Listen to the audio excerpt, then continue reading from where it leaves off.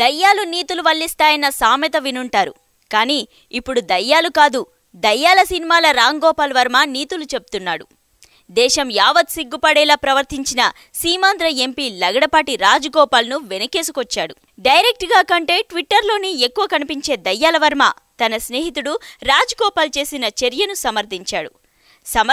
సమర్థించాడు అనుకుంటే పార్లమెంటును కుదిపేసిన వారిలో మొదటివాడు భగత్ సింగ్ అయితే రెండోవాడు లగడపాటి అని ట్విట్టాడు.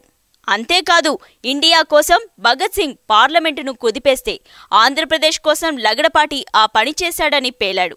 యావత్ దేశం సిగ్గుపడేలా లగడపాటి చేసిన పనిని సమర్థించడమే కాకుండా దేశ స్వాతంత్ర్యం కోసం పోరాడిన భగత్ సింగ్తో తెలంగాణ వనరులను దోచుకున్న లగడపాటి లాంటి నేతలను పోల్చడం దురదృష్టకరం.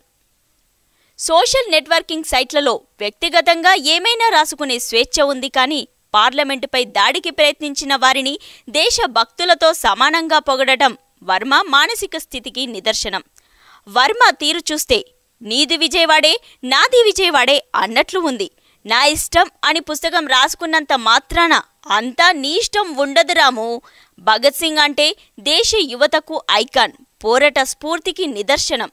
అలాంటి మహానీయుడితో పిరికిపంద లగడపాటిని పోల్చడం చూస్తుంటే దయ్యాల సినిమాలు తీసి వర్మకేమైనా దయ్యం పట్టిందా అని అనుమానపడుతున్నారు వర్మ సన్నిహితులు.